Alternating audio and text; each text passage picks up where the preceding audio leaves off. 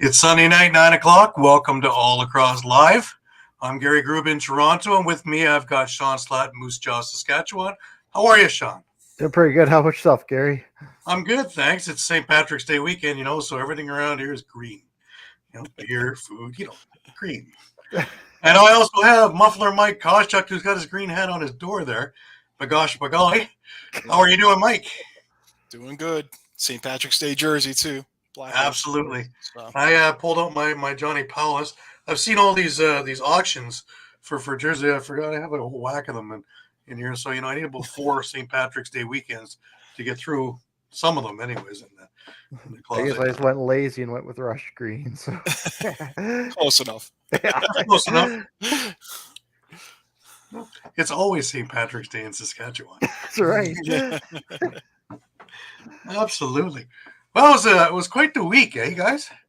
If there could be an upset, it happened in the NLL. Everybody thought they had one over on everybody. Halifax thought they had one over on Philadelphia with a loss, and Philadelphia pulls off another one. Toronto looks like they're going to go clinch a spot, and they don't. Buffalo thinks, I can move ahead. They don't. Rochester goes, hey, everybody did what we need them to do, and they didn't come through. So, yeah, it was kind of an interesting week, but we'll get into that in a little bit. Eduardo's with us. How are you, Eduardo? Hey, Eduardo. Thank you for being with. Eduardo was 1-7. Well, ours was a little bit better than that, but not much. Not much. Belated happy birthday to Shawn. Oh, thanks. Thank you. We should have gotten you a green cake. Yeah, no kidding. I get 2 days of partying, man. Yeah, that's the one we left out of the. Never mind. But yeah, we had a champion crowned in the ALL Women's East. We got to congratulate the Oswego 66ers, who beat the Paris River Wolves yesterday. They actually went undefeated in their season. They were 12-0, and they went through the playoffs, and they are champions. And we got to say congratulations to them. They are just. I watched some of the game. It was a heck of a game. They played so well. I would put them against a few of the ALL men's teams, to tell you the truth.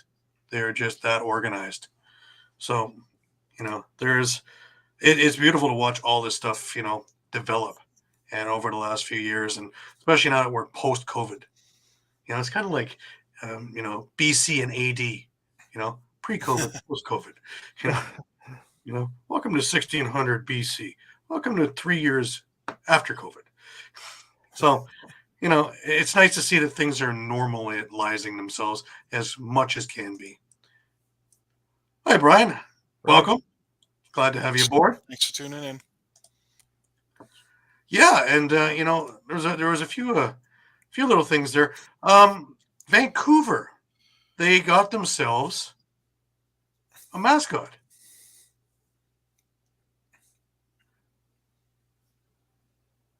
Now, you got to give them credit for how they introduced him, eh? An RV, jump off, let him do his thing. What a great way to, it's really cool-looking mascot as they go anyways, eh? Yeah. Definitely. I agree. Timber the mascot. Gotta love that. Just a few things before we move forward. Let's do a couple things for the network. Just remember that all episodes are streamed live across Facebook, Twitter, YouTube, and Twitch. And you can catch all your action there at elpsports.com. Remember to hit subscribe, follow, like, and always share. Enjoy our affiliates as well. Broad Street Bully Podcast, Philly Press Box Radio, Edge of Philly Sports Live, Birds IQ, Patterson Avenue Fanatics, Talking Philly Sports with Matty B, Devereaux Sports, The Painted Lions, Party on Broad. And if you missed a show, no worries at all. You can grab all the podcasts on any of the major podcasting companies, which include iTunes, Google Play, TuneIn, Spotify, Stitcher, Amazon, and so much more.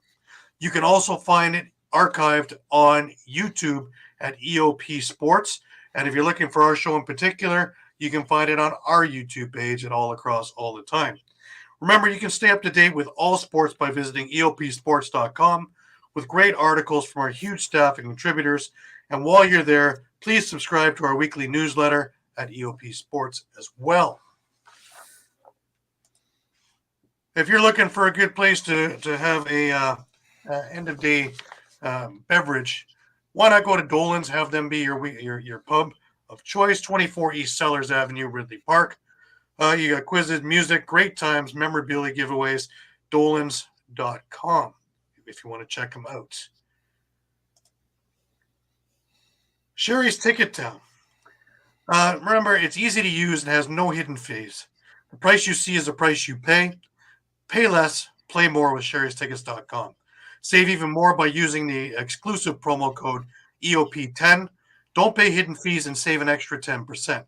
Why use any other tickets reseller and get those hard-to-come-by tickets to the big game?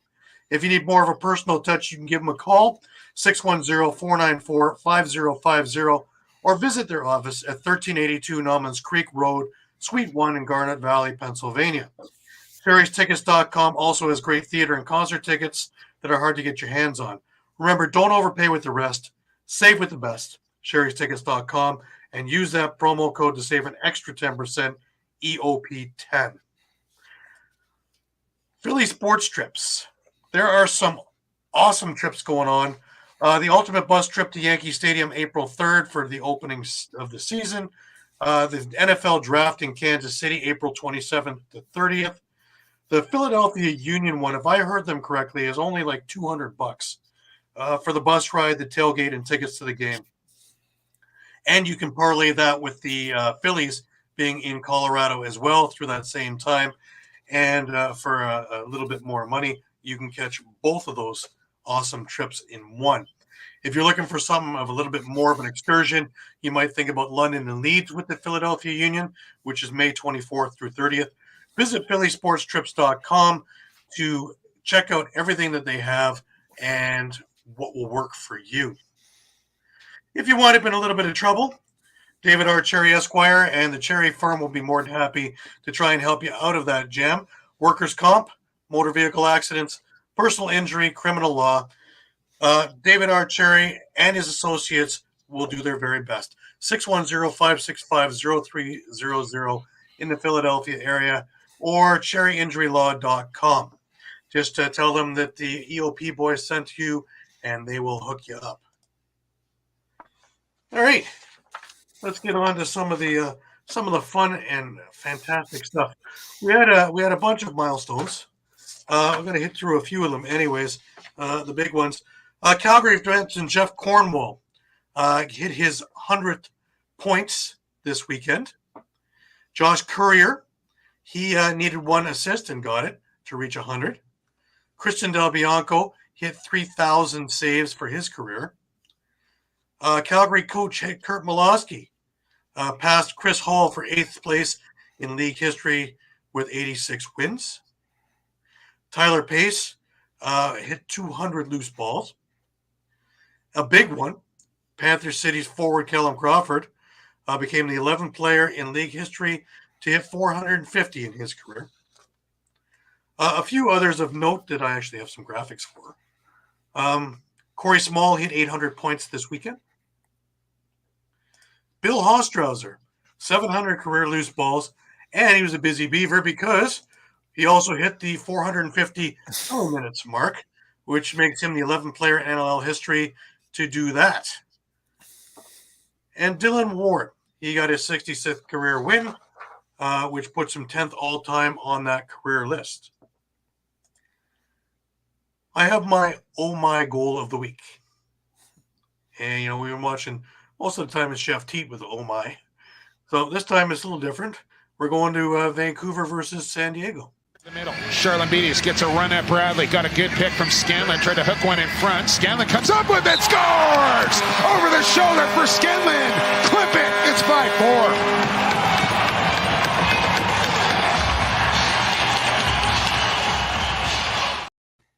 The celebration is as good as the goal. That's my oh my. Oh my. How you boys been doing this week? Mike, you had a little bit of an event this week. Oh yeah. It's never fun getting a flat tire on the highway. Yeah, as the sun is setting, no less. But luckily, I was able to get a tow and get it fixed up. So In another life, I was a tow truck driver back about 30 years ago, and I used to do those things all the time, and they were always unnerving, with cars zipping by you at 60 miles an hour or Yep. more. Yeah, I can And imagine. it's always funny because on the weekends it was even scarier because those stupid beacon lights, they drew the drunk drivers to you. Oh, look at the light. So yeah, Jeez. so you always were very, very leery and weary hooking things up. In fact, you tried to do things quickly and get to an off ramp and then do it correctly. Yep. You wanted to get out of there as fast as you could, back into a safe confine of a vehicle. But I'm glad everything is okay. I'm glad you're okay, because this would not be the same without you. Yeah. I had a little forklift thing where a wheel came up, but that doesn't much compare. There was no car zipping by me at 100. John, did you have a calmer week than us? Yeah, like Eduardo says, my birthday week, so I took it off work. I was in Calgary for actually quite a bit of it. Took I in saw that. Calgary. I saw I that. took You got a in. Hitman game in there. You got another hockey game in there the other night. That's awesome. Yeah, I took in a Calgary Hitman WHL hockey game, and then I work game days with the Moose Jaw Warriors, the WHL, so that was a lot of fun. Unfortunately, we had to leave Calgary before the Rush game, so I wasn't able to take that in person. But yeah, it was a good week. If I'd have known, I would have sent you over a turf monster, man. See? I know I could use a few of them. There's some green on that can. There was some green on there, And if we had a home game, I'm pretty sure that there would have been some green dye in there too. Yeah. So it would have been a green turf monster, to go. Anyways. Oh man. Well, we had arena lacrosse, and we had some pretty lopsided scores, I must say. We'll start out with the Friday game, which was in the ILA over in Hagersville, the Iroquois Lacrosse Arena, and you had the Oswego Bears, who were undermanned once again, facing the Six Nations Snipers. Now, you would figure that the undermanned team would take a wallop and a half, but like me, you would be wrong in said assessment, because Oswego came out guns a-blazing. They were up 6-2 after one, wound up winning the game 21-9. Just for interest, Oswego had 12 runners. That was it. While Six Nations had a full squad. Jackson Longboat had a long night over in the Six Nations goal. A familiar name was in the Oswego goal is Go Abrams. So he's been there a little bit, and since he's been there, he's been able to steady the ship there a little bit. So, kudos to him for taking the bull by the horn, so to speak. Saturday we went into Peterborough, and of course we've already explained the troubles Peterborough's had this year with losing 14 guys to the PBLA, which are 14 guys who are out of work right now because. But they played the Oshawa Outlaws, and of course Oshawa is vying for number one in the league and for vying for a good playoff seed.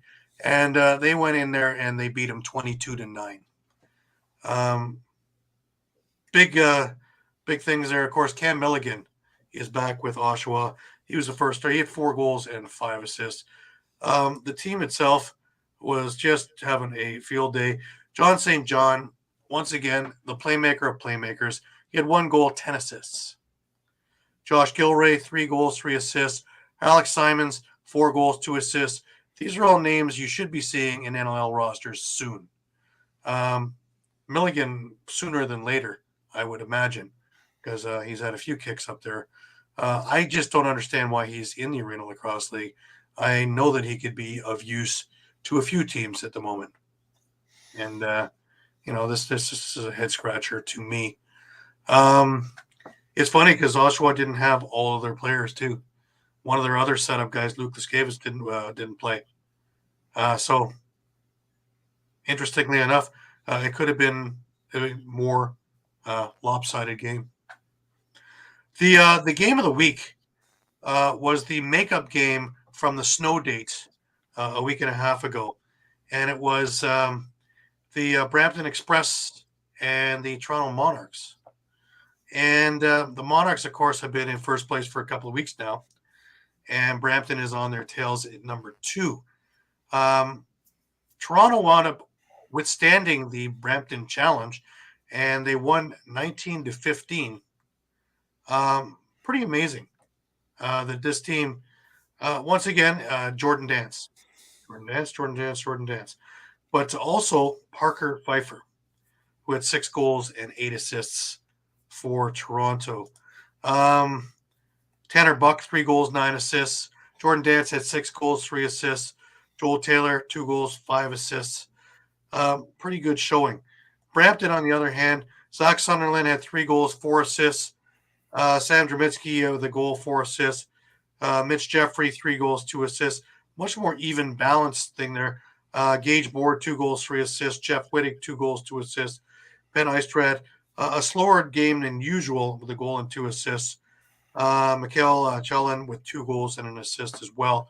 So these are all teams that are going to meet each other at some point in that playoff weekend. And that's coming up. I believe we're into week 14 next week. So the following week, we have the semis on the Saturday and the final on the Sunday. Things move whirlwind. Everything in the finals will be at the Iroquois Lacrosse Arena. And you can go onto the Arena Lacrosse website and catch all the games live. So if you don't have a chance to get there, you have a chance to watch some really, really fine lacrosse, especially when it comes down to the final 3 games of the season. We had a couple of games today in the Iroquois Lacrosse Arena. Paris, who has been looking up of the last few weeks, they beat Oswego 14-9 in the early game today. And in the late game, Six Nations is having trouble this weekend. Whitby came in and beat them 18-9. Whitby has had a couple of rough weeks over the last few and moved their way from the potential of winning to 4th. And they needed something like this. And, well, right off the hop, Six Nations, they put up a fight for about a quarter and a half. And then Whitby just took over and wound up scoring a whole lot. Just to put in perspective, Liam Osborne, 3 goals, 4 assists. Devin Pfeiffer, 3 goals, 3 assists. Dylan Goddard, 3 goals, 2 assists. Braden McGregor, 2 goals and an assist. Jeff Fernandez, a couple of goals as well. For Six Nations, Justin Porga, 3 goals, 2 assists. And Chayton King, 2 goals, 1 assist. Nolan Fair, 2 goals. So I would assume that there'll be a lot of movement, and with the next combine and draft, there'll be a lot of movement going around. Because, again, a lot of these guys I expect to be in and around the NLL very, very shortly, especially the upper echelon guys on all these teams. So you can be first this year and last next year. That's just the way it goes. All right. That excuse me, brings us to a little NLL. And unfortunately,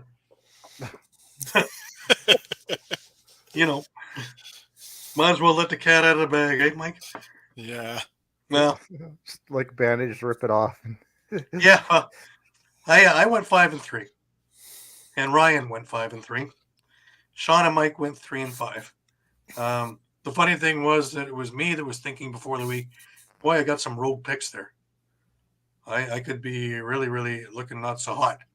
And it turned out that in an upset weekend, mine seemed to make it.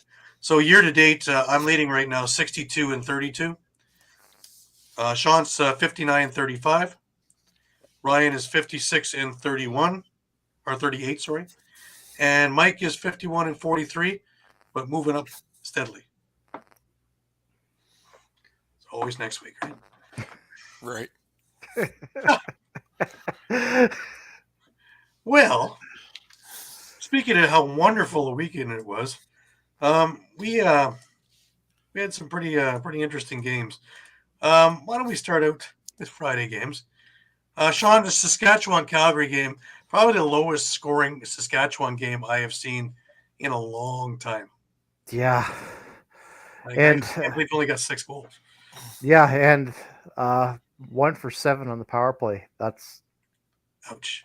not like the Rush at all. Losing 11-6 to Calgary. Again, another one that's really going to hurt them in the standings, especially as we'll talk later on with Colorado winning. Now puts them in the outside looking in. We're talking about low scoring. Like you had 4 points from Robert Church, 2 and 2. Dan Lintner with the goal and 2 assists, and is quiet after that. Nothing really from Mark Matthews, 1 assist, 1 goal from Ryan Keenan. Like those guys, they really need stepping up, and your top players are just quiet. Yeah, that's been a problem. They didn't have that problem at the beginning of the year, but over the last couple of weeks, it seems to be more to the forefront that the guys who need to be stepping up are kind of silent, or one stepping up and 2 aren't, and then the following week one other stepping up and the other 2 aren't, and it never seems to be that everybody's on the same page at the same time. Yeah, and I'm not going to harp on it a lot because it wasn't all him, but the first 4 goals on Alex Bouquet were the exact same spot. Right. High corner, far post.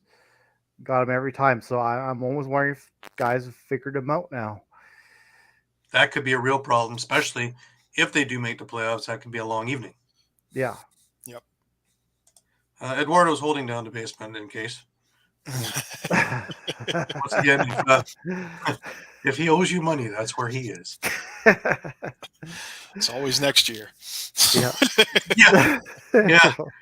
Well, now, funny enough, for Calgary, it really wasn't like an entire team thing either. You had 2 guys doing the bulk of the work. Jesse King with 4 goals, 3 assists, and Tyler Pace, 3 goals, 5 assists. As for everybody else, not a whole lot, man. Yeah.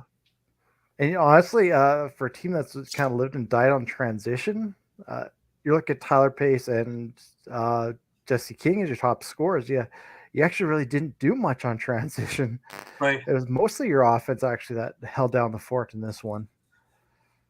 And again, Christian Del Bianco, what can you say? Yeah, 32 saves, 6 goals.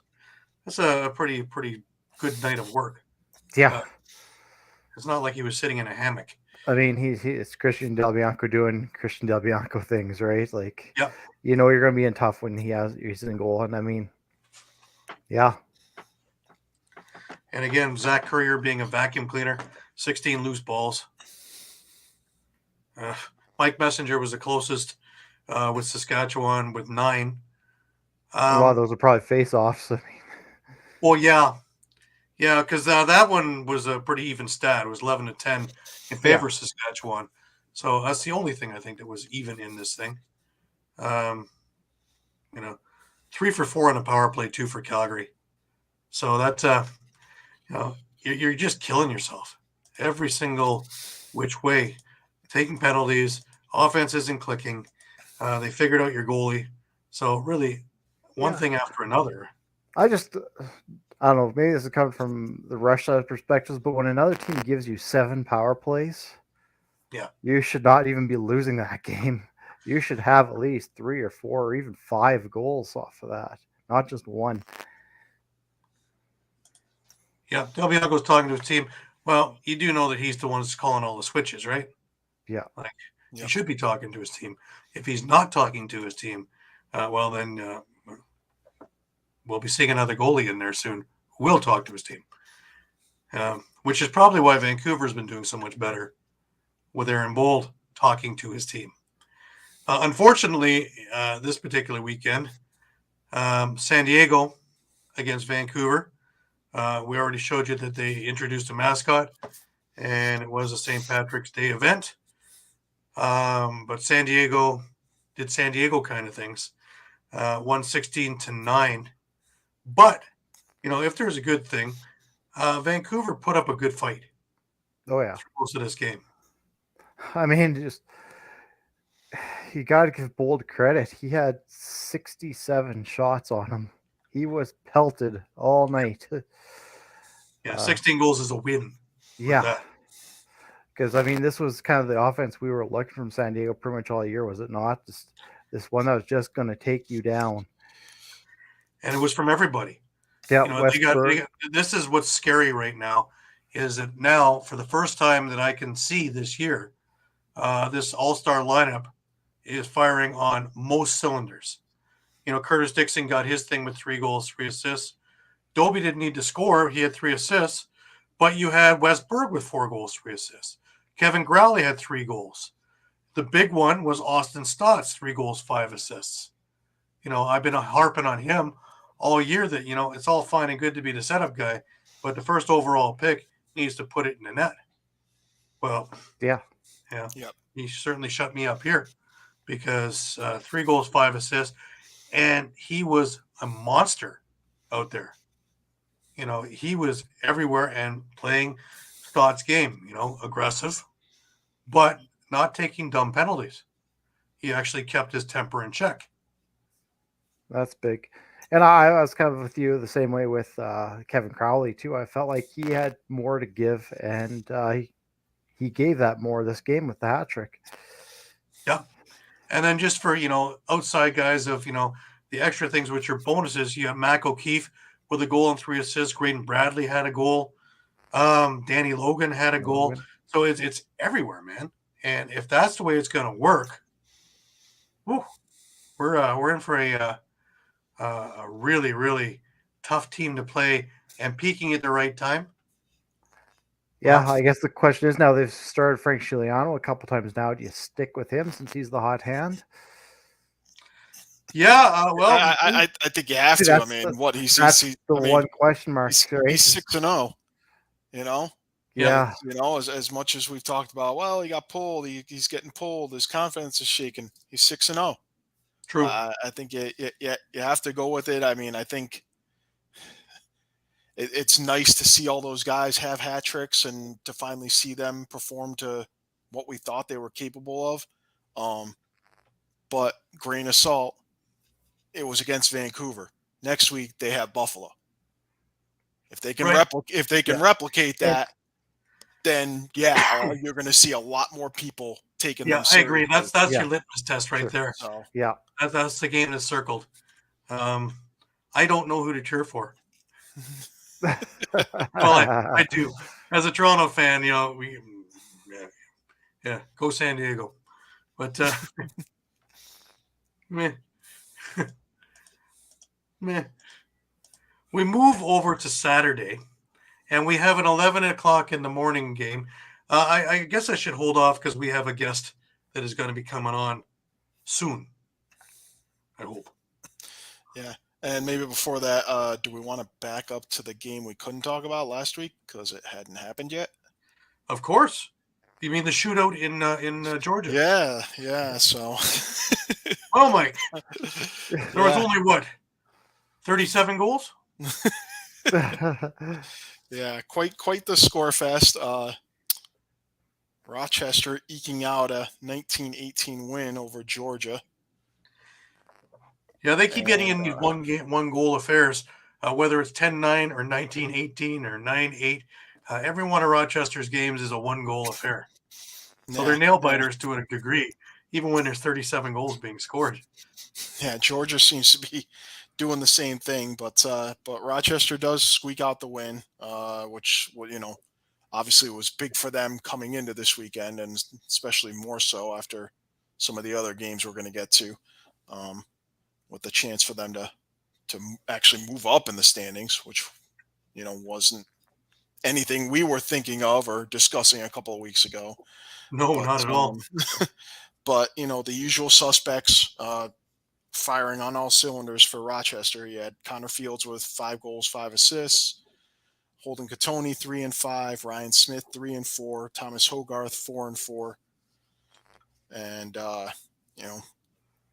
Rylan Hartley again, making his bid with Del Bianco for goaltender of the year. And Well, yeah, he faced 59 or 60 shots, right? So yeah, I mean, I got to think now that it's if I had to pull my three finalists this week, I'd probably have to go Rose, Del Bianco, and Hartley. But that seems to be changing every week now. I can't take Vince out of that equation. You know, Yeah. how many bad games has Vince had this year? Not many, but I mean, even the game like yesterday. But I mean, I guess maybe my picks are coming more from a standpoint of, well, I guess that's not the best argument either, because I mean, let somebody else win it. Yeah, well, not even that, but you know that you kind of expect near perfection from Vince. True. But I mean, I guess you would expect that kind of high level play from Del Bianco and Rose as well. But they seem to be key cogs. Del Bianco and Hartley more so this year for their teams. I say Rose wasn't Rose-esque this weekend either, but I still think he's leading the league. He's got a bunch of games that are under 10. Yeah, that's where my he does. I mean, I think we could all agree at this point that selecting the three finalists for that award is probably going to be the toughest thing for for whatever committee's in charge of that. No matter who you pick, you're going to be explaining yourself. It doesn't make a difference who. Yeah. There's going to be a snub because certainly Nick DeMood, I think, still has a say too. So right, as well as Vince. It's true. We're not even thinking about those goalies. It's always the same ones that come up in our conversations. But Nick DeMood is part of that conversation as well for all that he's done. And if Panther City has a big run, he will be a huge part of it. Yeah, well, you guys already got my early prediction. I think they're going to be in the West Conference Finals. Wow. So that's even if they have to travel to Calgary in a 3-2 matchup. Well, right on schedule, man. We're ready for our new and improved. Are you guys ready for this? We're all sitting. We have the Wings Nest that's back, and I want to introduce everybody to Pat. How are you doing, Pat? What's up, guys? What's up, fellas? What's going on? Now, Pat's pretty much winged out, I would say, from this past weekend. I'm winged up. I'm winged up right now, gentlemen. I'm pumped up, man. Just an experience alone yesterday was just phenomenal. Just getting to know some of the Wings fans and all that stuff, getting to chat with them through the beginning of the game, intermission, you name it. Getting to see some real passionate Wings fans here. And I'll tell you what, for people who've never been to an NLL game, it is fun. If you guys like the mixture of football, basketball, and hockey all rolled in one package, this is where you need to go. You get your perimeter play, you got your quarterback play, you get your goaltender. It's all in one, man. I got to enjoy it. I'm falling in love with it now. And this Wings team is in band of a playoff run. Philadelphia loves a winner here, and seeing stuff like this, it makes you enthused. It gets you excited. Well, we were talking this morning about what was needed for them to pull it out today, and pretty much on the money, I think. We had the oh my God, I didn't expect that from. We had Tate Katoni for that. I said, oh my God, we had Zach Higgins in net for the other part. We had other scorers in there. We had a lot of dirty play in to get there, but it was a clean game. There wasn't one penalty in today's game. No, Gary, you're absolutely right. I mean, the Wings stayed away from the penalty box. They played a 3-2 defense. I noticed, 3 guys on the perimeter, 2 guys in the back, and they really trying to shut them down again. Where you and I were chatting through the EOP chat, saying, "Oh, this is starting to look a little sloppy." In that third quarter, where they looked like they're taking their foot off the gas pedal, and I was like, "Oh, here we go, leaving spots open." I wonder if the fatigue played a role in it, where these guys are getting sleepy behind the wheel. and they looked very, very ugly. But then they learned how to score. Again, they were throwing everything at that kid Harley today, and he was just he was catching everything. He was stopping everything, and it looked like they were confused. And Paul Day today, was throwing that challenge flag all day today. He threw it twice. He actually converted on both of them. So one for a goal, one took it away from a goal from New York, from Rochester It's a big Nighthawks. play So too, because right yeah, away Philly scored just after that, and it became a 3-goal play instead of a one. It was three, so it was huge at that point in the game. I want to jump back a little bit because I want to talk about the first game that you were at against Georgia, and talk a little yeah, bit about that game because Philadelphia looked like they had everything well in hand to start that game, and even up by the halftime, it was 6-4 for Philly. Out comes the third quarter, and they seem to trip over their feet coming out. What happened? yeah. Well, Gary, the problem was again, if you were looking for a quarterback play, if you're a football fan, the matchup was written all over for you. It was Lyle Thompson versus Mitch Jones, and Lyle Thompson was making plays for them. You couldn't take your I couldn't take my eyes off the kid. Just setting up guys, find guys in the open spots and tight windows through two defenders. He was making plays out there for the Georgia Swarm, and again they were swarming the nets, and again, which again Paul Day has his team coming out of the ball of fire in that second half. I don't know if they went to the catering box. I don't know what it is. I mean, maybe they're loaded cheesesteaks down there. I don't know what it was. I mean, I was pretty close to their locker room, and I was getting hungry. But I saw that. I mean, I don't know what it is, but man, these guys, were looking sleepy behind the wheel, and I was just like, what's going on? So I had the chance and the opportunity to interview with Paul Day. I said, well, what's going to be? It looks like a bunch of miscommunications right there. What's going to be the adjustments moving forward? And he said he's got to work on that. It's one of the major parts. I mean, guys look like they were keeping their guys. They were falling back. We were leaving guys open. And, when you do that, like you said, especially you said this morning, you leave a guy like Lyle Thompson open, he's going to make you pay the piper. And going to that penalty box, he's going to hurt you even more. So you got to learn to make plays there. And you got to learn to stop him. So, again, they look like they played better man-to-man in the fourth quarter today and shutting people down. But, again, they got to learn to play a better job of protecting their goaltender. If not, it's going to be a long season. And this is the time you can't afford to slip up. I mean, you just beat Rochester by the skin of your teeth today. So, um, But they finally did it right. They had Trevor Batiste win that faceoff in overtime, call a timeout, set up the play, boom. mhm. 19 seconds in, it's over, right?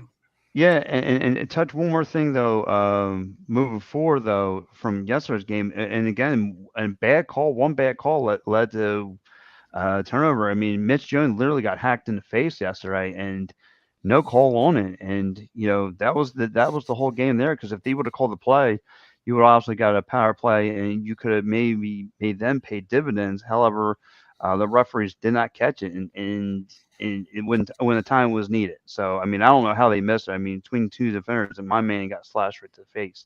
I was feeling some type of way about that, but. Uh, but yeah, you go look forward to today's game again. Like you said, you call the timeout, and then you got Blaze. You got that kid Blaze. I Third, can't pronounce third, the name. yeah. Yeah, right. Yeah, he made them pay dividends today. He came out big. He came out clutch. Again, Mitch Jones is two guy. You go Joe Rastis or you go the kid Blaze, and either way, that's his 1-2 punch. And like you and I, were talking earlier, you're going to need more than that to be successful. You're going to need more guys from the depth. You're going to get more guys from your bench like you say, maybe need McIntosh to step up. You're going to need other guys, Leclerc stepping up. You're going to need some guys to become playmakers now. This is the time you need your playmakers out there.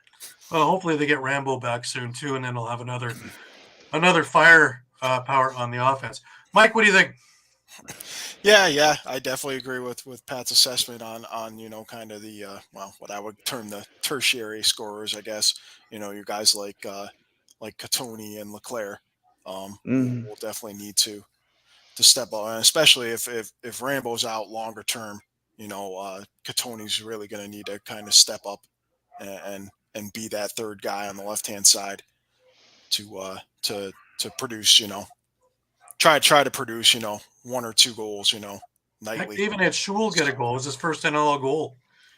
He's had a couple Yeah. of knockouts, Yeah. but And well, I think it's a little more important for the Wings because they probably aren't scoring as much in well, really it's a combination of they're not scoring as much in transition as you would see from like a Yeah. Toronto or a Calgary or Yeah. And I think the other part of that equation is, they're so good on the power play. What they don't do as well as some teams like a Buffalo is draw penalties so that they can get to that power Right. play. Yeah. See, one of the things we were referring and I don't want that to be misconstrued as, hey, let's turn into a bunch of, NBA style floppers and, try to embellish because, we've actually seen plenty of that this season with guys getting called for embellishing, which hopefully stops all that and nonsense trying, too, right? yeah, So, and But trying just to the draw stuff like penalties. driving hard to the net where you're maybe forcing the guy to hold on to you or just drag you down and stuff like that. That Yeah, make a difference. those holding, tripping, holding the stick, try to get a few more of those, if you can. But at the same time, that also requires you to get inside. You gotta get someone inside to do that dirty work. And it's probably well, going we to be talked about that this morning, right, Pat? yeah. Yeah, we did. We talked about Kyle Matisse in transition. Well, he had 5 shots today. He wasn't lucky on any of them, but it's like they were listening because all of a sudden they're trying a little bit more in transition. They're trying to do things. And again, McIntosh had 2 goals. Katoni had 2 goals today. Shul had a goal. So even though they didn't get the production they should be getting, because Mitch Jones only had 2 goals himself, you're talking about a kid like Hartley. I mentioned this morning. As a reflex goalie, especially a good one, Del Bianco, reminds me of the old Dallas Elliott style, where they always seem to wind up with an arm or a leg or an ear or a finger or something gets on the ball that gets it to not go in the net. And it gets frustrating as a shooter, and you start gripping the stick harder. You start missing the net a lot more. One of the things Zach Higgins, a good piece of goalie equipment is the goalpost. Well, in his win against Toronto hit 7 or 8 of them. I saw Rochester hit at least 5 of them today. So, it's a good piece of goalie equipment to have, that goalpost. But Valley out. Yeah. But yeah, he played a stellar game. 48 saves out of 56 shots, come away with a 9-8 win. He's been the solid rock, so to speak, in all the turbulence that's been going on with that team. I just have a feeling with the trade deadline tomorrow afternoon, I just have a sneaky suspicion that Philadelphia is not finished. No, they're not. I mean, they're going to have to be buyers. They're going to have to, again, you're going to have to, what you did, you're going to need another Mitch Jones type. I get it. That doesn't come around often, but you're going to need another big playmaker if you're going to want to solidify that playoff spot. You need another big playmaker. You're going to need a defender. Obviously, it's shown that you're going to need somebody who doesn't get tired, who could go all 4 quarters. You're going to need somebody out there on the market that's looking to sell, look for draft picks, and that's willing to do something, working with you, because you got yourself a guy, like you said, Mitch Jones, who's been dynamic. Like I said, I see 2 guys on him, again, where he could be a decoy guy, all that stuff. He's a great facilitator, all that. So to me, Larry, now you got to work on the other side going. Now you need a defenseman. You need somebody who can play lockdown man-to-man coverage, who can read defense, who's good. You're going to need like a good quality guy. Like I said, if you want to solidify that last spot, that's the route you need to go on right now. Right. And, Yeah, they got back Alex Krepensak today, right? So, but he's still a little bit rusty. He only had 2 loose balls. Yeah. And but Wagner was out today too. So he got injured at the end of the year. Even if you can find a speed guy, we're talking a little bit about transition and how they're playing not quite a transition team like the other teams. Maybe if you could find that transition guy, a speedy defenseman who can get down the floor quickly, that probably wouldn't hurt them either. Yeah, I think they were on and any in mind, guys? No. Thought they was going to give up. No. Yeah. Yeah. Well, hey, I mean, Do you try to Well, swing the something? teams that I thought were going to Do be you try to sellers swing? Do you have try to swing changed. something with Vancouver? You know, the only downside with Vancouver is you already gave them your first round pick next year. Yeah, yeah. Right.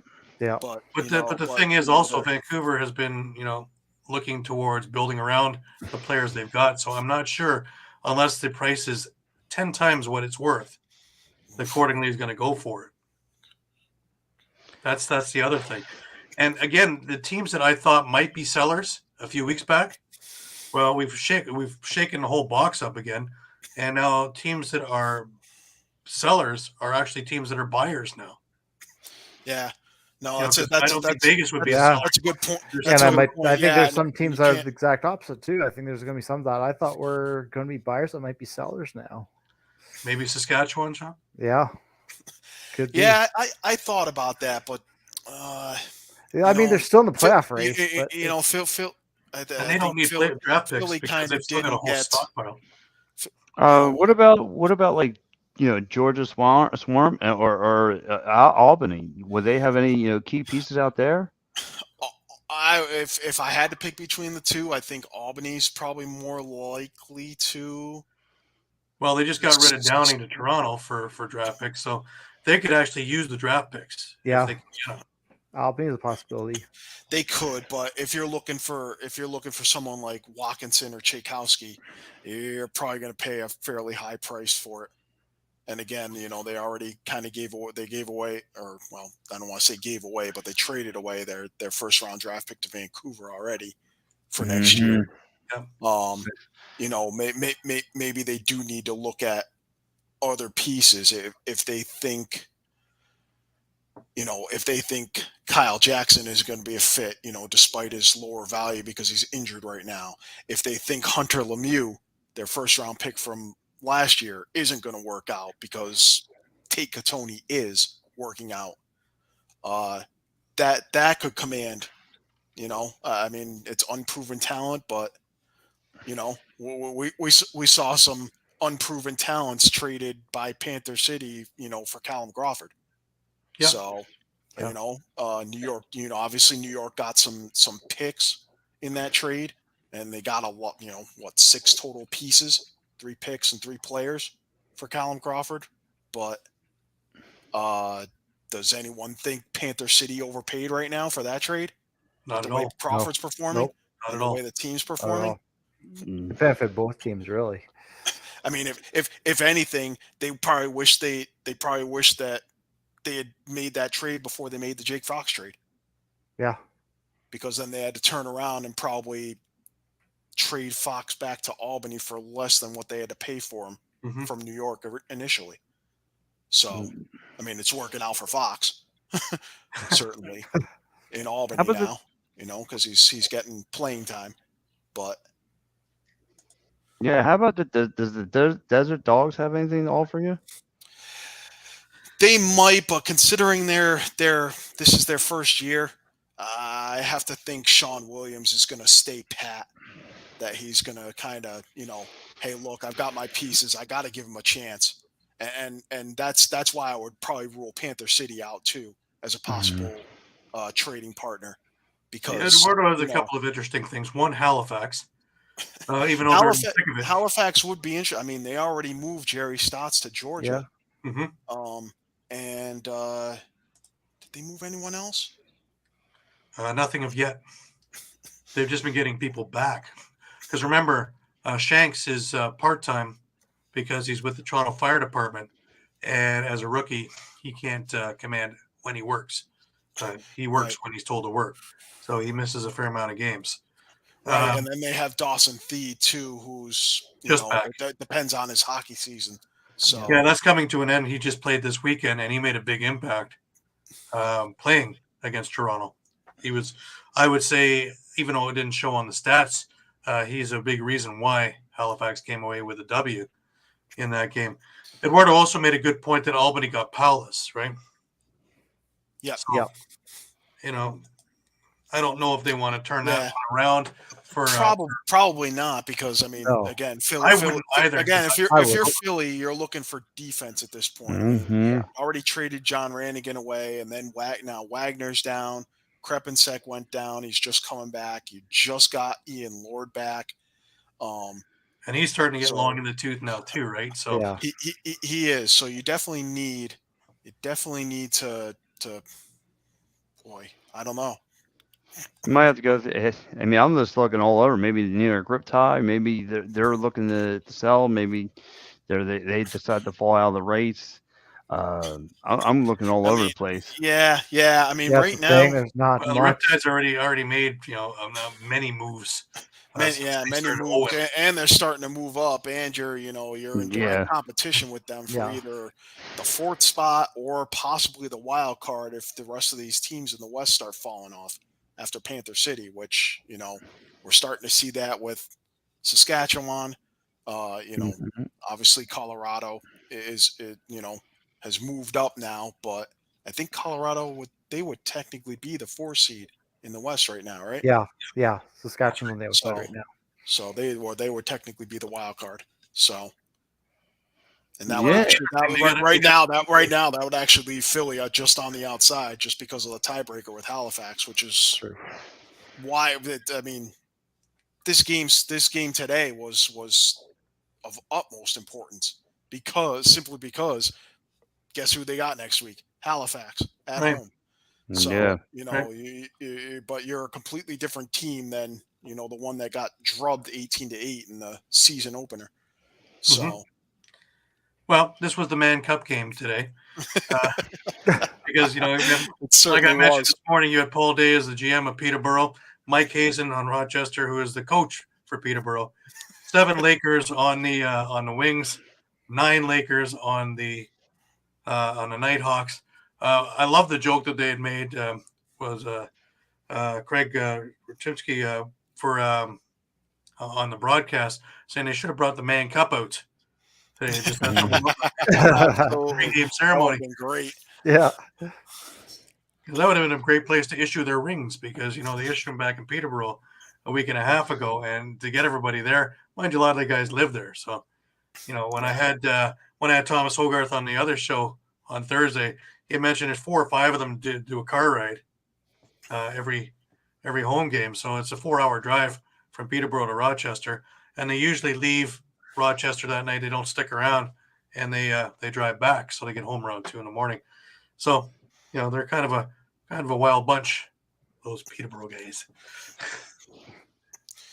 Yeah, So- but it definitely unfortunately doesn't get that much easier for Philly after Halifax. No. I'm just looking at their schedule. That their schedule's rough. Yeah. So home against Rochester, then they're at Toronto, at Albany, and at Rochester to finish the season. Oh boy. So, Yeah, that's tough. Rochester 3 times in 6 weeks, basically.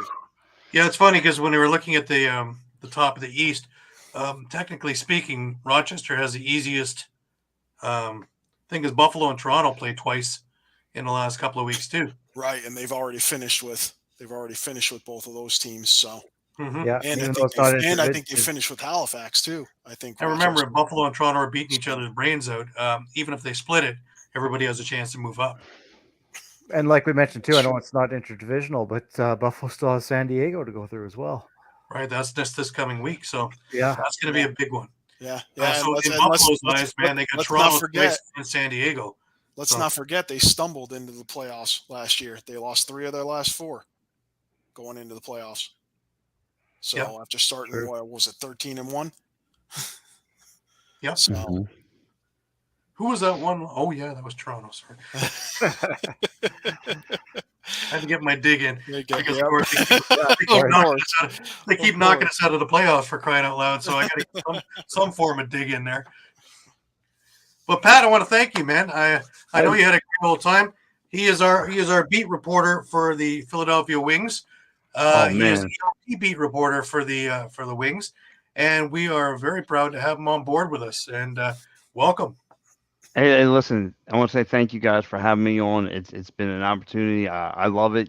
Thanks you guys for enlightening my eyes to lacrosse, and listening to you guys for well over some time now. And they go check out the action for myself. One of my buddies said, "Hey, you want to go check out the Wings with me?" I said, "Yeah, let's go check it out." I said, I listen to my guys. I listen to all Lacrosse all the time and watch them on, some nights I said, yeah, let's go check it out. Once you start watching and you start to see and understand the sport for what it is, it's just like, man, I love it. I love all competition. I love all sports. So I'm very passionate, especially like I said, once you get into a team that's in playoff hunt. It's nothing better than that. It's nothing better. And then, like I say, getting to, I got to sit 3 seats from the assistant GM on Saturday. So I got to, talk with him a little bit. He was telling me how he needs to sign Mitch Jones to pretty much sound like he needs to sign him up for like a long-term deal. Cornwell's here, and that was just an elevator conversation. So, but like I said, get to hang with them, get to hang with some great other beat reporters. Just like I said, I want to thank you guys for again opening my eyes to this great sport, and you guys do a wonderful job every Sunday night. And don't mind Gary, my big 44-pound headed broadcast partner, Mike Lauro. He's an idiot. Don't mind him at all. Yeah, I got a chance to talk some Blue Jays. Yes, But yes. that's great. Yes. Just because he's got a 45 pound head, he's got like a 10-cent brain. I had to yell at him, like, dude, we're sitting there talking lacrosse. You want to talk about baseball? Like, what are we doing here? What are we doing? He's an idiot. He's a clown. No, I love the guy. So he does a great job. So look, guys. Great talk a little bit about baseball too. So it's just around the corner, a couple weeks, and we'll be catching some games soon. So look, double G, double M, double S. Guys, have a great show, and I'll catch you guys on the other side. Catch you guys next week. Every single week, we're going to see Pat here. He's going to be doing our Wings report. So, again, from the Wings Nest, that was awesome. That's great. Yeah, I got to get that passion everywhere, man, because, wow. Yeah. Yeah, absolutely. Really get someone from Albany for transition. Yeah, it's a good thought. A good thought. Actually, you know what? Support, you know what? Now that Eduardo says that, there's a certain guy on the holdout list. Would he be able and eligible to play if they wanted his rights? I'm talking about one Adrian Soroketti. Oh well, is it? It's not the. It's not an even years. He only plays even years, doesn't he? Well, I guess lately, yes. Lately, but yes. Yeah, that's a good thought because he's kind of going under the radar too. Okay, and the only reason I bring that up is I don't know any details. I personally don't know any details of why he's not playing with Albany this year. If it's I'll just wildly speculate here. If it's because he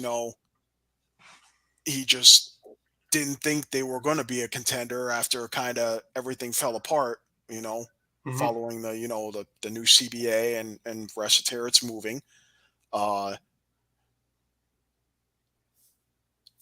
What's to say that if his rights don't get traded, that he decides he'll want to suit up, right? If it's not a a travel issue or a work issue or some other commitment that's just preventing you from playing. And if you're Albany, it's a piece that you're not using this year anyway, and if you don't think he's going to be part of the this rebuild, it's a piece you can trade away, and if it's draft picks you want, I don't see why it's not a win-win for both teams. That'd be a tough one. I think Philadelphia would probably want that guarantee that Adrian's going to play. If he's going to be dealt. I mean, there would have to be some coordination, and that's again, I just brought it up because I thought, okay, well, he's on the holdout, but my first thought was, well, if he's been on the holdout list for this long, can he come back mid-season? Right. Is that a possibility with the rules? And I was looking at it as, okay, this is something that Albany can trade away that isn't Watkinson, isn't Tchaikovsky, isn't Nishimura, pieces that they absolutely need as part of their rebuild on Sure. the back end. Yeah. All right, let's get to a couple of these upsets this weekend. The first one was Halifax beat Toronto 14-12. I don't know if it's that much of an upset since they're in the thick of the playoff run, but the last time that they met here in Toronto, they got spanked from pillar to post, and Toronto was able to get under their skin. I think it kind of went the other way around this time. Also, with a good performance from Warren Hill, that stopped a lot of the Toronto offense. Even though this game kept going back and forth, Toronto opened up the scoring with Corey Small. Benesh comes back a couple minutes later, ties it up. Latrell Harris again in transition, because Schreiber scores the next one in transition off of Latrell Harris pass. It's 3-1 Toronto. Things are looking like they're going kind of like they were a few weeks back. But Benesh scores again. We're 3-2 after one. Clark Peterson in just a gorgeous goal ties this game up. Corey Small comes through again. Toronto's up ahead.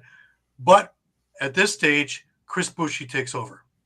And when I say take over, he takes over on the floor. He takes over scoring. He takes over setting picks. He's just, doing what a big body should be doing.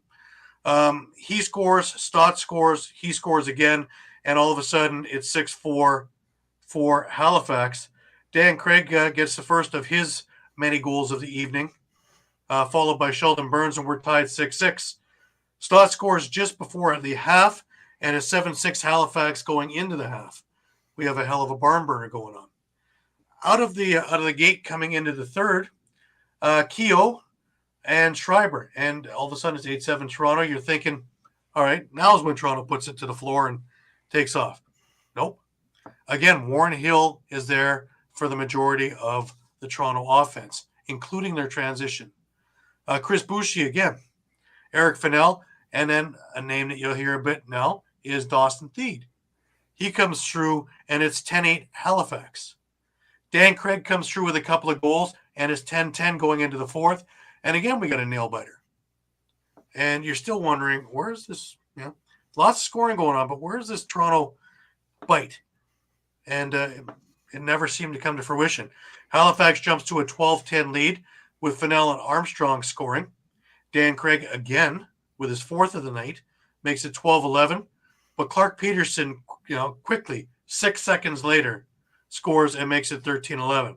So Withers wins, gets it over to Fennell to Peterson, tic-tac-toe, boom. Zach Mans, a name that we haven't heard in a while. He was a healthy scratch in the last game. This game, again, not a whole lot coming out of him. A howitzer for a shot, but just isn't seeming to click this year. He got one to make it 13-12. And then in just a beauty, Terefenko, you'd think that the empty net goal is the easy one, but he had Tom Schreiber on his tail the entire way down the floor and almost got it taken away from him, but he was able to put it into the empty net for the 14-12 finish. Rose, not really Rosie-esque. 13 goals, 38 saves. Some of those goals, questionable, comparative to what he's normally doing. Now, he did make an awful lot of really, really, shall we say, cool saves. But, those the fourth quarter has been Toronto's bread and butter over the last number of weeks, and Rose has been an absolute wall. And this week, I guess he's allowed to have those kind of weeks. Everybody is. And you can't keep relying on him to be the be-all, end-all to stop everything while you're trying to throw everything offensively. As for Warren Hill, 40 saves out of 52 shots. Pretty stellar game. What's good to see in the Halifax team is Benesh 2 goals, Boucher 3 goals, Peterson 2 goals, Terefenko with a goal, Eric Fennell 2 goals, 4 assists, and again, using that big body and setting up picks and setting up plays. He is that quarterback. Stotts can slide in there with a couple of goals. Cody Jamieson wasn't even needed. He was great at setting things up, and I don't even think these guys are looking, and all of a sudden it's in their stick. That's how good Jamieson is still.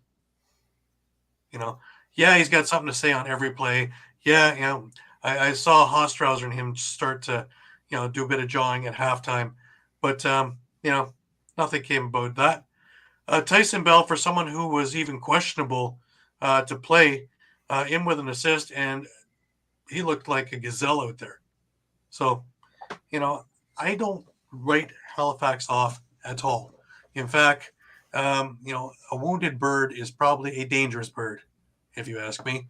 And I think that anybody who's going to face them is just like someone going to face the Nighthawks. I think Buffalo and Toronto need to really sit there and analyze, because both of them are going to be facing either or in the playoffs unless something really crazy happens. Yeah. And that's going to be, for all intents and purposes, you could have Halifax and Rochester going for who's going to make it to the Champions Cup final. Honestly. Yeah. I mean,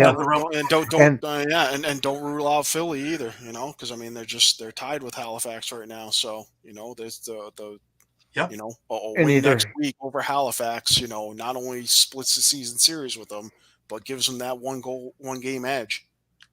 If something and either one of those teams, I would rather face Philadelphia than Halifax in the playoffs. Yeah. I feel either one of those teams, because they've been so inconsistent, like you don't know which one's going to show up. And if that team that's on fire shows up, boy, you're in trouble. Yeah, absolutely. Yeah. I mean, I would agree with your assessment, Gary. I think it's maybe the gap's a little closer than that, but I just think none of those teams is an easy out, whether it's Rochester, Halifax, or Philly right now. No, we talked about the parity of the East right from the beginning, and it's starting to show more and more. Yeah, we've had teams that didn't do well because of one thing or another. Georgia with 4 retirements, that puts a wrinkle into your plans for the season. Obviously, New York basically giving themselves a facelift entirely, but they seem to have come around too. So they're going to be playing spoilers. Just before we get to the New York game, since that's next up on the docket, I have a little clip of Dan Ladouceur, the head coach of New York, talking about just how good Jeff Teat is. Because we're always pumping Teat's tires. It's pretty hard to describe that guy. He's just, all he wants to do is win. All he wants to do is make his teammates around him better. There's been a couple times where I flipped him a ball for his accomplishments, and I don't even think he cares. As long as the team's successful and his teammates are successful. If you listen to Jeff Teat talk in interviews and people that he speaks to, you're almost guaranteed to hear the word unselfish come out of his mouth. And that's exactly what he exemplifies. He's an unselfish player. And then you look at the actual lacrosse IQ of the man, it's off the charts. You draw up plays, you put him in situations, and he just finds a wrinkle on how to make things work for him, depending on if he's getting doubled, if he's ISO'd. It's an unbelievable experience, and to be honest with you, it's intimidating at times. The guy is crazy smart, and he's just so intense. He's a pleasure to be around, and my favorite thing is seeing him smile. Just for the flip side of that, I actually have a clip of Jeff Teat, and it's true. He is selfless. He doesn't talk about him and his accomplishments. It's about the team. Each week, week by week, and then fortunately for enough for us, starting to come together. Yeah, man, definitely a great team too. Haven't played them yet this year, so there's going to be a little feeling out process for sure. Watch as much film as we can on them, and then go in there with a will to win and a compete effort to pull out another win. I don't know. You guys keep asking me about this stuff, and you guys give me a lot of credit, but man, those lefties that just set picks and cut through the middle and don't get a lot of credit, especially on social media. And I really don't care about that stuff, but man, they do all the work. They come out with all the bumps and bruises, and I have it easy. Case in point, no. Yep. How can't you root for this kid? How can't you? This is what this is your ambassador. Him and Lyle Thompson, the two most soft-spoken guys in the league who do everything by example. They show exactly what to do, how to do it, and how to be team players, and are selfless. And Jeff's been like that the whole way through. I've seen him all the way through as a kid going through junior and all the way up. And he's always been like that. In fact, that's probably the most I've heard him speak in an interview. He was my first interview way back when. And, it was a lot quicker than that. So it's great to see him. And he's starting to thicken out, too. He's just heading into the gym a little bit more. So imagine him with a little bit of size. Oh, boy. scary. But let's get on to that New York game where, New York pulled it out over Albany 13-10. Yeah, definitely not as close as the score would indicate.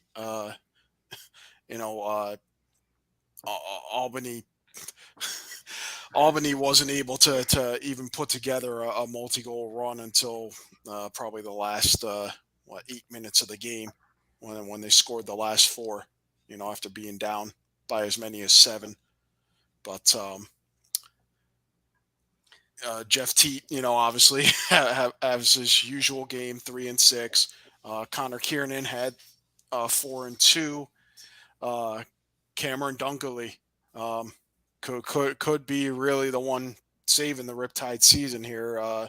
His second straight start, his second straight win, and his third career win in 3 career starts now. So, Mm-hmm. I think if you're Dan Lattisaur, you've got to go with the hot hand, like we said, with San Diego and Frank Scigliano. And just to get back real quick to Buffalo and Toronto having to watch out,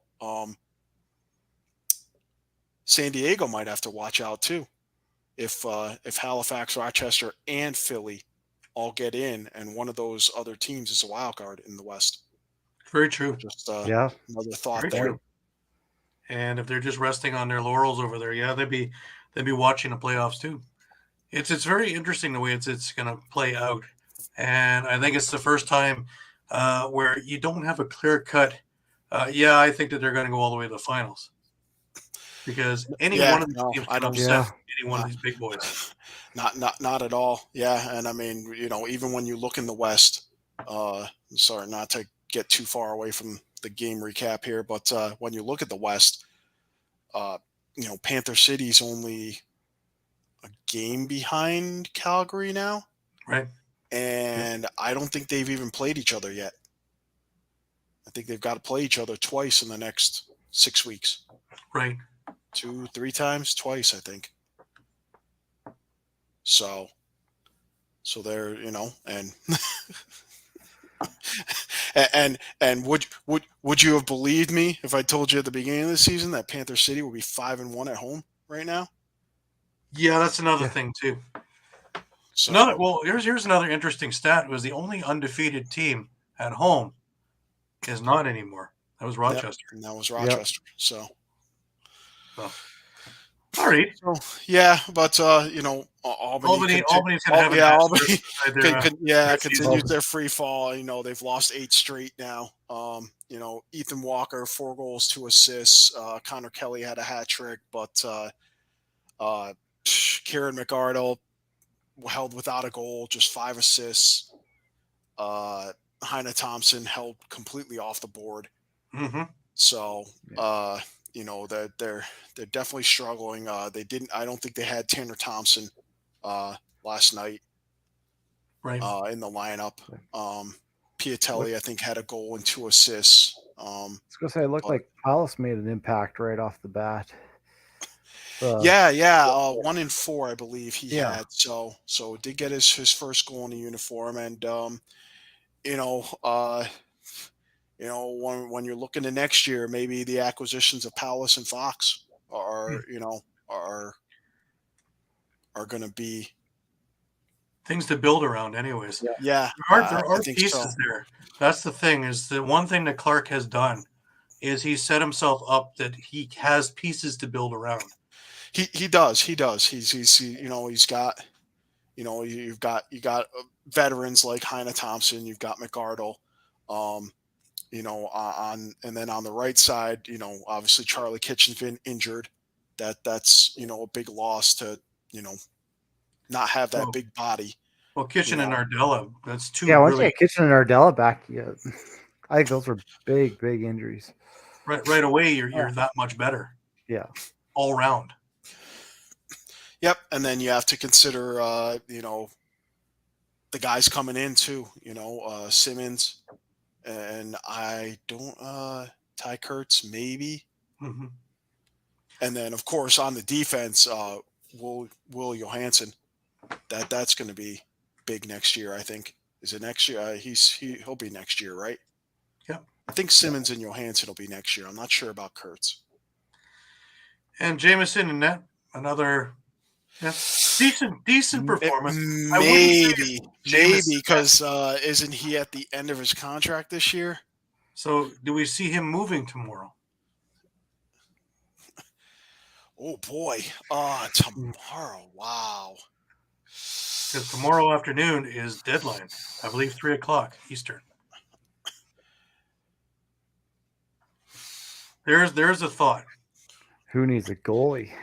Yeah. I mean, who does that's contending right now? Well, I would have asked about Halifax up until the last couple of weeks. Yeah, I have to think there's some interest there based on what happened, with that whole RFA mess a couple of years ago. Right. The only other one that would make sense right now, if it's a contending team or a team trying to, is going to be Saskatchewan, because everyone else is pretty much set. Unless Vancouver wants they to made try. the move to get Bouquet in the offseason, so I don't know. Yeah, but I'm sure. Yeah, because you have that, and you retained Penny. So I can't see Derek Keenan doing that.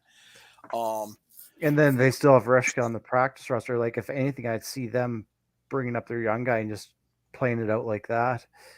Which is also why I don't see Philadelphia going after him, because Deacon Knott is having a wild season. They're talking about maybe Deacon Knott next year.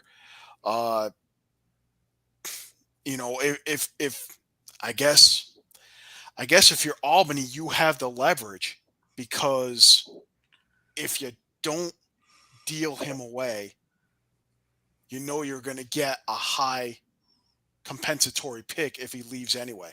Right. In free agency, right? Yeah.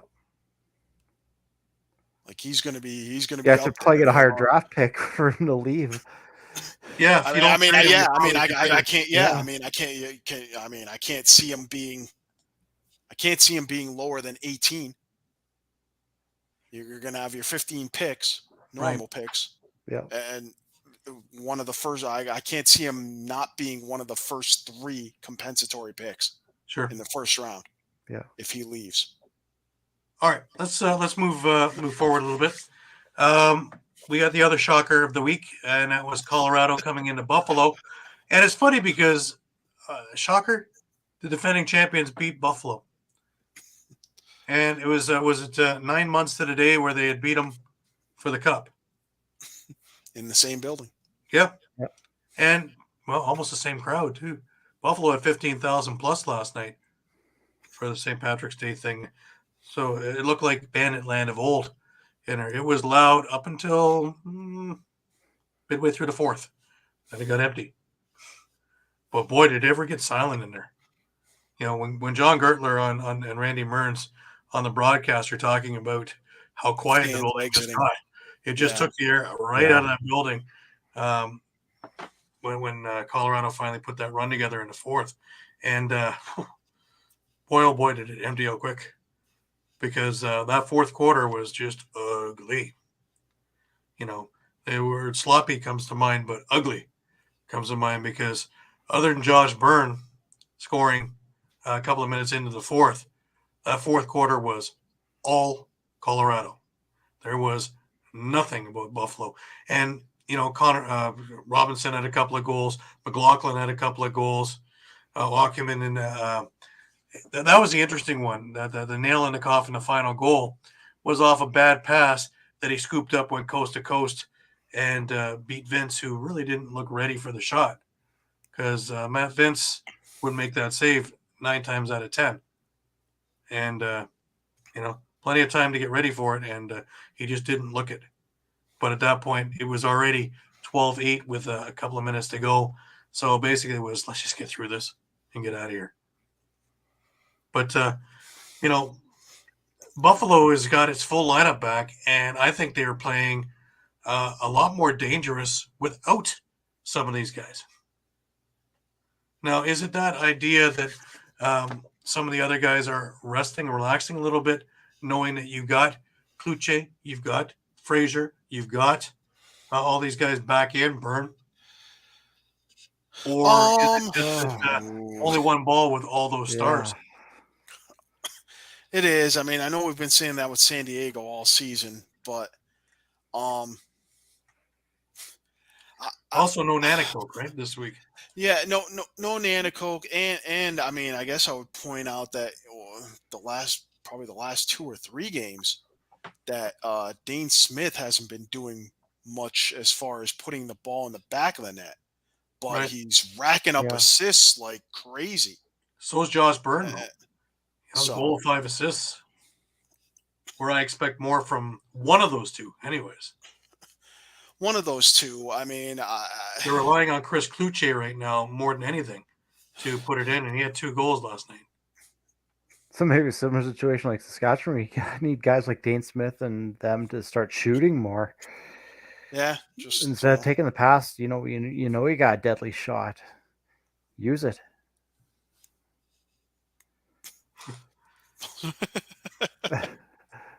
Yeah. I would think it's driving beer sales up. But they're just mad because they can't have turf monsters. Well, they're only 15-minute drive to the turf monster thing there. Remember, it's over near St. Catharines. So once they get over the border, they make a quick left, and they're over at the newer brewery. So I have to drive all the way to Hamilton to get to start smuggling across the border for the games. Imagine, $70 turf monster, which is what $11.14 in U.S. funds. The board, you have anything to claim? Yeah, it's a pack of turf monster in the back. Yeah. Usually they're checking our trunks to see if we're bringing any U.S. beer in there. No, sir. I've got just a whole bunch of turf monster in there. But yeah, I mean, ultimately, I mean, yeah, I mean, I guess if you're a Bandit fan, I guess you want Dane Smith to shoot more. I personally, I mean, if he's racking up all those assists, somebody's scoring. Yeah, exactly. Yeah. You can't get credit for an assist if the person you're passing it to isn't finishing off. So personally, I could care less who scores as long as they're scoring. But they only got 8 goals yesterday on Dylan Ward, and Dylan Ward did what he did to them in the playoffs, and just absolutely frustrated them all night. He was named by the Colorado team as their player of the game, and his speech basically said, this was our turning point, and we're going to show the league what's what. None of us are happy with what we've done so far, and now it's time to flip that page and play the way we know how to play, boys. And, there's a lot to be taken by that. This team really hasn't changed much from the one that hoisted the cup. They're getting healthier, which helps. But it is the same nucleus. So as long as they can get their butts into the playoffs, anything's possible. And if San Diego thinks that they can just rest on what they have, no. Because you'd already mentioned Panther City, and we're going to get to that game next. But also Colorado, as a team that knows how to win since they've done it. That's another big thing, is it takes something to know how to win, know how to finish. And this team knows. So as long as they can slide into the playoffs, they should be another one that has to be in the conversation. Because if you're just going to go and bypass, Colorado hasn't had a good year. Again, you'll be watching the games on TV as they move themselves forward. And just real quick before you move on, taking a look at their remaining schedule. At Vancouver, home against Las Vegas, home against Vancouver, home against San Diego, at Saskatchewan, and at San Diego. A Last very, couple very of games. winnable schedule to So- move up in the standings. Yeah, minimal and still a chance to take the season series on San Diego. So Very interesting the way that can play in the West. Very interesting the way these schedules are set out. We were wondering a little bit about it, but the way we're looking at these things and these teams having to play each other head to head down the stretch, I like it. yeah, I like this. A lot of things can Yeah. change just it's been because very good. if you have East teams playing West and West playing East and nothing really moves, it's not a whole lot of fun for the fans because you're out. If you're out, you're out. Here, Yep. you can be sitting in sixth and actually still be able to get into the playoffs because of all the upper movement of playing each other. And while they're beating each other's brains out, you can slowly move your way up. So nothing's out of the right. realm of possibility with this Like schedule. New York, like Vegas right now. Yeah. So Yep. Yeah, nothing is say die unless you're over, and there's nobody there now. Because Georgia's looked great too over the last number of weeks. And even when they lost, they put up 18 goals in a loss. That would get me a little bit worried if I'm playing them. Is that they're that Oh, yeah. explosive and can play that. But needless to say, we have the Vegas Panther City game as our last game of the week since we've already touched on the Rochester Philly game of today. And, Panther City was able to pull it out, but Vegas gave them a run for their money, eh? Yeah, I mean, this was a fairly close game. I think really the difference was that 4-goal run by Panther City in the second quarter, or just when you're playing a team like Panther City, you can't have lapses, and they'll make you pay. And there's a kind of a lapse in that kind of midway to late second quarter where Caputo, Burton, Medeiros, and Will Malcolm scored in about a 4-minute time span I there. happened to find an old Brampton of That, oh wow. wow, Burton. Tyler Burton. Awesome. Just one more. Pretty cool stuff. Yeah, if you're looking for some of these things, Fan Cup is where you want to come. Anyways, put in your bid. But in this game here, again, you're getting production now in Panther City from more than just one guy. Yes, we're saying that we're giving the team to Goche, and we're saying we're giving a Caputo. Medeiros is starting to score now. He had a couple of goals in this game. Will Malcolm. Donville was 1-5 just or beauty, 4-4. just howitzers, man. Yeah. So Donville was 1-4. I mean, he's probably your leading candidate for Rookie of the Year. I think that's the big thing is you're getting production out of your young guys, especially the team like Panther City, who's got some really good prospects in Goche and Donville. Those guys go silent. I think they kind of go with how your rookies are going, and sure. And to have a guy like Callum Crawford there as the guide, as the veteran to help these guys get there. Even a Caputo who's been around 10 years now in probably 4 cities. Also in as a leadership role, I think is really sound stuff. And having Tracy Koluski as the guy who's the head coach and the teacher and showing the systems. And obviously these guys have bought into it because, well, just take a look at how much they've improved just from the beginning of this year, let alone the run last year. And think about how many switches there has been in personnel, and the system is still working, and the guys are still buying in. And that nucleus that Dan Teat started last year and now is gone with his name eludes me. Goundry. That's right. And it's still going. And it doesn't matter whose system or what. The main system is Koluski's, and these guys are going in and full guns a-blazing. And another one that Mike had already picked to go to the finals. I don't think Mike is wrong. No, I I think don't this think so. team is one to really be worried about if you're playing them in the first round. And we brought it up already. Nick DeMood, Right. having a career year, and he's showing he can steal games if he has to, and In especially fact, the come only playoff bad time. game, Steal and shut down. I mean, what Yeah. I think he's had two games allowing less than 5 goals or less this year. And come playoff time, especially if you're in that one or done games, you're going to need a goaltender who can, like you said, shut teams down. right? Yep. The only bad game I saw Nick have this year, I was in Rochester, and they found something on him, and they kept shooting there, and I think the first 5 out of 7 shots went in, and out he came. But Cam McLeod came in, and off the bench, a young kid, he's got a lot of upside too. So they're not going to be shopping for goalies. No, I But, could see this being lot we'll of get to it probably later, but this will probably be a team that's staying as put because, like you're mentioning, the same systems, but a lot of pieces moved. It's just finding those right pieces in the right spots, just to kind of tweak things here and there, and they're finding that now. Because it's funny, we haven't even brought up guys like Evan Messenger, Cameron Greniak, Brooker Muir.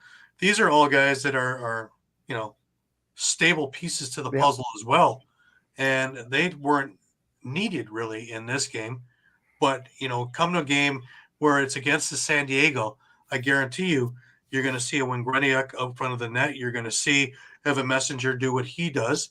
You're going to see Patrick Dodds do what he does. Remember, we were talking about him continually last year.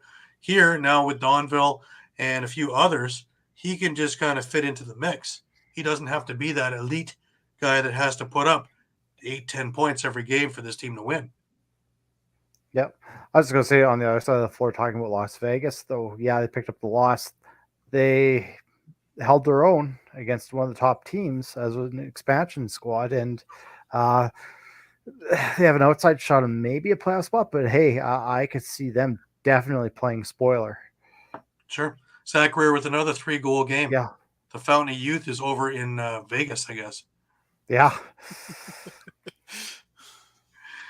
But tells it in front of the in front of the MGM Grand, right? Don't swim in that thing too long, okay?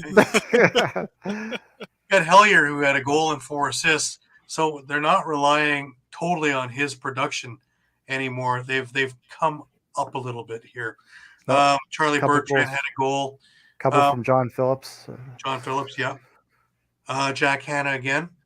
Once again, dispelling that myth that field players can't play box. Yeah. They can. I would like to see a little bit more out of Brandon Cleland, face-offs and things like that. But, it is what it is, right? Reed Reinhold, again, he was an essential part of the Toronto offense for a number of years. 1 assist in this game. I think that if he's got a little bit more towards the offensive prowess, this team starts talking about more wins. Yeah, because they're that close, really. They're close, very close. That's why I could see them definitely playing spoiler and just kind of stealing a game here or there. Swimming in fountains, most likely after you've hit the bar. Look, it's a beach. Anyways, up to the upcoming games, and we got some interesting ones this coming week. We got San Diego against Panther City, which is a huge game. Toronto visits Albany. Well, I guess after that Halifax thing, anything's possible, right? Halifax and Philadelphia, that's a game to circle. Yeah.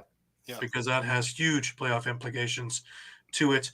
You got Georgia going into New York, and it's another one that's it's not. I don't think that this is the sweepstakes one, Mike. But no, not the sweepstakes, but I think I think if especially if New York wins, then I think you have to consider that Georgia might be kind of just more or less eliminated from playoff contention. Yeah. Yeah. But it's also the team that wins is still in contention for the crossover. Yeah. Slightly. Maybe not as a favorite, but still, Yeah. if somebody They falters, probably need some help. More so for New York, just because they're a game up on Georgia. Right. So, if Georgia wins and kind of evens things up, then really both teams kind of suffer almost, you could say. right. Now we got Sean's game up next, which is Calgary and Saskatchewan, and this is a pivotal game. I almost This feel is like this is a must-win for Saskatchewan if they want to stay in the Absolutely. playoff hunt. Yeah. Absolutely. It's funny. This is the schedule should have been this week because if Saskatchewan loses, they become sellers. But it's after the trade deadline. So,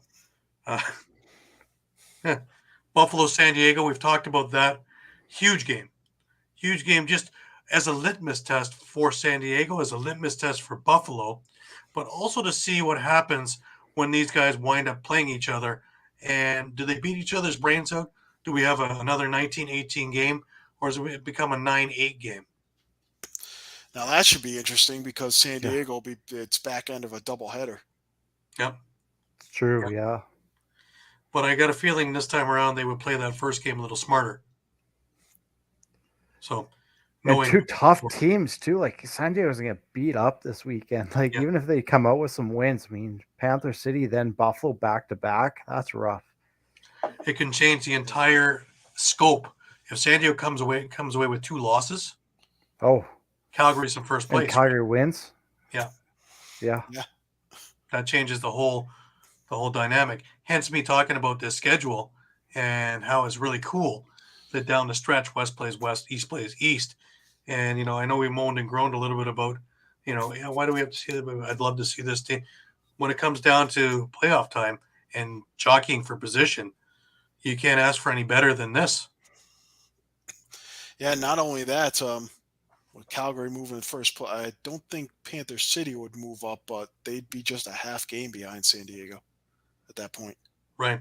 And then you've got Colorado in Vancouver, and Colorado playing the way they played yesterday.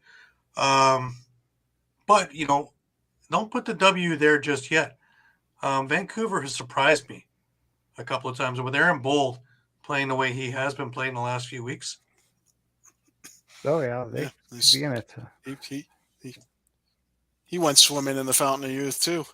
So yeah, I mean, even though they lost this past week, I mean, like I said, he got pelted with shots. I mean, oh god, yeah. If you're gonna, if I were even you put Matt Vince in that situation, he'd probably let in 18-19 too. Like, sure, of course. And when you don't have that kind of offense to overcome, it becomes an uphill battle. Yeah. Last game of the weekend is Rochester in Vegas. Now, of course, Rochester has a bit of a chip after today's loss. But Vegas, this is a good test for them.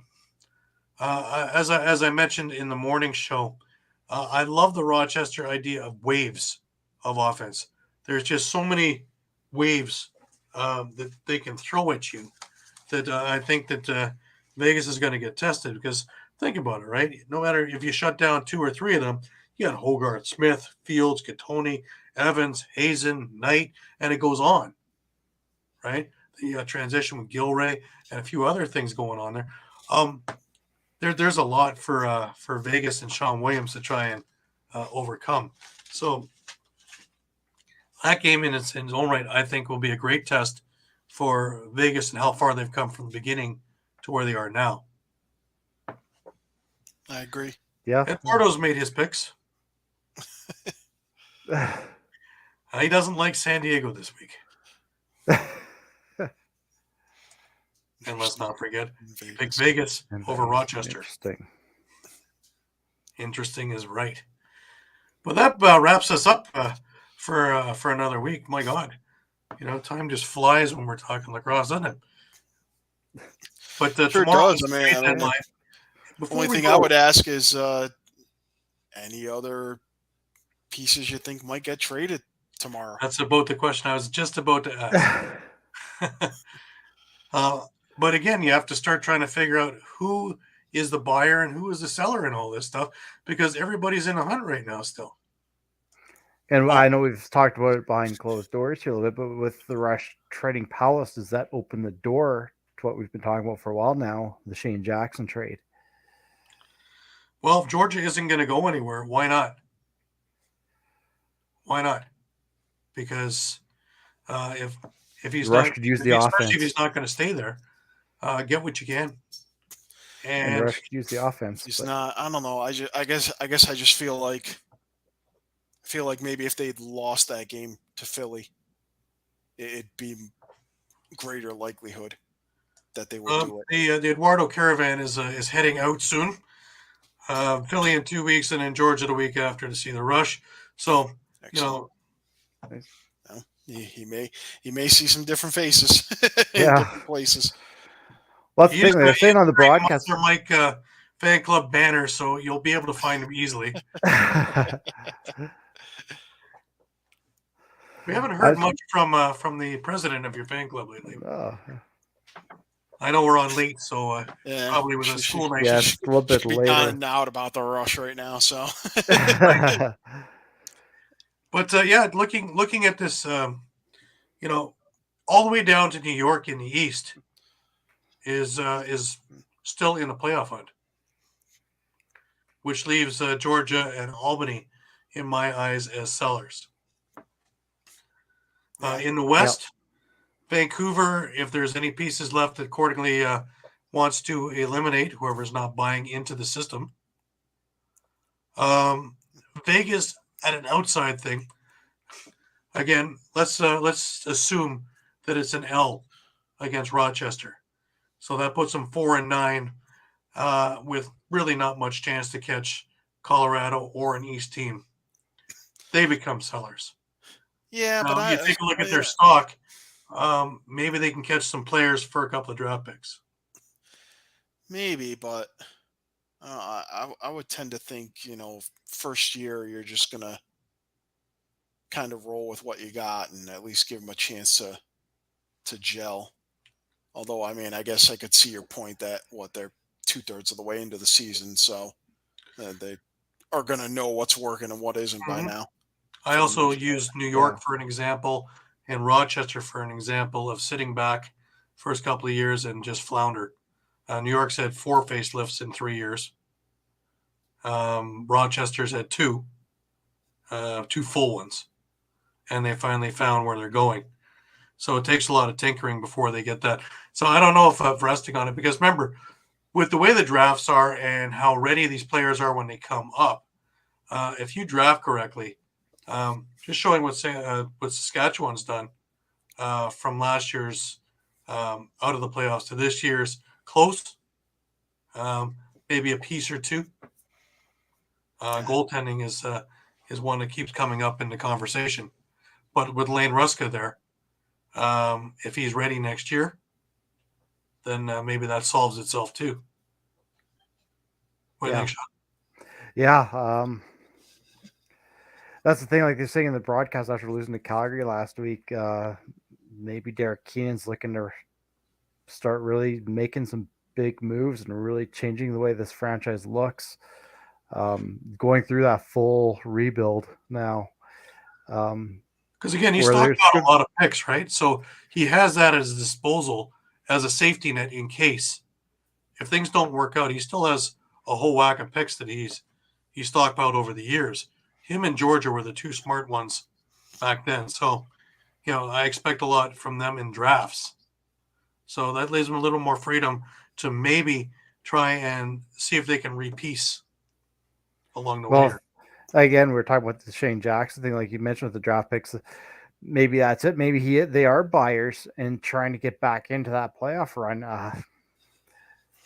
It's going to be difficult at 3 and 8. It's tough though. Yeah. Considering that the East top guys, Buffalo's 10-3, Toronto's 10-4, Rochester's 9-4, and then we have the 6-7 Halifax and Philadelphia going against each other. That's the only door open for Georgia if they have a decent enough schedule that they can move up, but they have to be damn well perfect if it's going to work. Yeah, I still think that the Shane Jackson trade should still be on the table. And again, on paper, if that goes through, I mentioned to you guys before, you look at that Rush offense. If you have Jackson, Keenan, Matthews, Church. That should be an offense that should terrorize defenses. Yeah. Lintner too, and Lintner as well. and, Yeah. and if Clark Walter can keep playing at the level he played last week, so Yeah. Yeah. So there's a lot of things upside to be looking for. Tomorrow's going to be. I don't want to have one of these lunch bag letdown kind of days, though. Like you're expecting all kinds of movement, and you have one To week happen. trade at yeah, 5 to 3. I'm going to be kind of the Debbie Downer here too, because I know the league's done it before, where they started announcing trades on Tuesday and Wednesday after the trade deadline, just because they were registered at the deadline, but they're just approved. Yeah, well, it's not like Yeah. they're overrun with a lot of things to approve Yeah. at the moment. So, right. Maybe they can put one more person in the office to answer. Hello. Yeah. That's about it, really. Approved. Because with the exception of something really crazy, how many times do you see these things go? No, sorry, that won't go through. Yeah. Oh no, I know. It's At the I'm just deadline. Debbie Downer because I know we've seen it from the league before. Yeah. Stuff like Yeah. that. So Yeah. Just you guys saying it makes me think that it's going to be a pretty uneventful day tomorrow. So we've seen so many anything that moves does in the last happen will couple be of weeks. minor. So We've seen so many moves in the last couple of weeks. Full facelifts for New York, for Saskatchewan, for Albany. Toronto's already added pieces. Buffalo's gotten healthy again. They've gotten all their pieces back. Colorado has gotten their pieces back. So we've seen all the movement, and I think that there's hardly anything left for my imagination to go, yeah, we're going to go change everything. We're 10-3. We're going to change everything. Huh? Don't see it. So there's really not many teams you see out there that are going to be sellers. There's really not. No. So we'll see. Maybe something comes and surprises us, but we'll be here. Check out All Lacrosse all the time on Facebook, on Twitter, and on Instagram for up to the date, up to the minute, latest trade deadline and results. And we will have everything for you.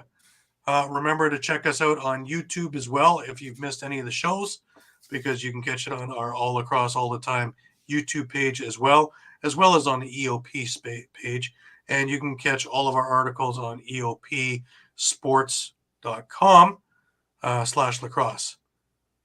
For Shawn Slaght over in Saskatoon and Muffler Mike Kostiuk in Connecticut, I'm Gary Groob in Toronto, and let's hope that we have something to talk about trade-wise. But if not, we're going to have a heck of a week to talk about with all the games coming up.